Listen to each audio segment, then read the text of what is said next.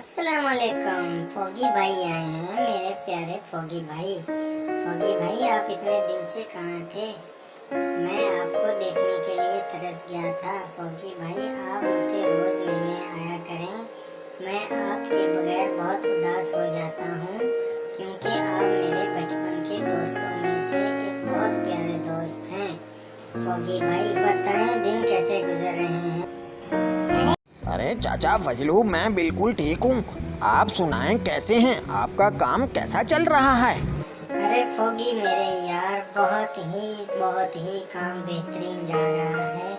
खजूरें बिल्कुल पक कर तैयार हैं, क्योंकि गर्मी बहुत पड़ रही है। गर्मी के मौसम में खजूरें बिल्कुल तैयार हो जाती हैं। जितनी ज़्यादा गर्मी पड़ती है, उतनी ही खजूरें मज़ेदार होती हैं। मगर आजकल मैं पानी की कमी की वजह से बहुत ज़्यादा परेशान हूँ। अरे ये क्या, ऊपर से मौसम भी बहुत ख़राब हो गया है और आसमान पे बिजली कड़क रही है और तेज़ हवाएं और आंधी चलने शुरू हो गई है।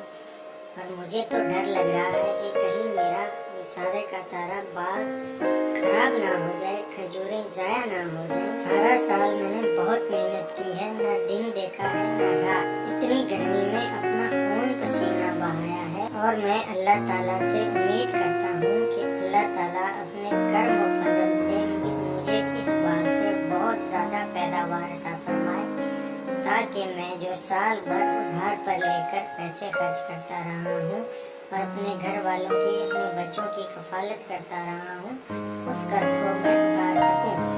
अपने बूढ़े वालिदैन को इससे हज और उम्रा करवा सकूँ और अपने बच्चों की बेहतर और तालीम और तरबियत पर खर्च कर सकूँ। अरे हाँ चाचा फजलू, क्यों नहीं। अल्लाह ताला आपको बहुत नवाजेगा।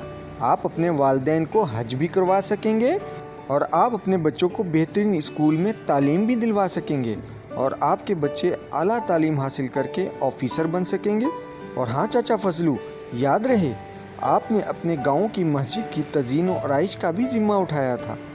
तो चाचा फजलू, सारे गाँव वालों की नज़रें आप पर हैं, लिहाजा आप मस्जिद की तज़ीन और आराइश का काम बेहतरीन करवाइएगा, ताकि नमाजी हजरात मुकम्मल खुशू और खुजू से नमाज अदा कर सकें, कुरान पाक की तिलावत कर सकें और आपके वालिदैन के लिए दिल से दुआ कर सकें।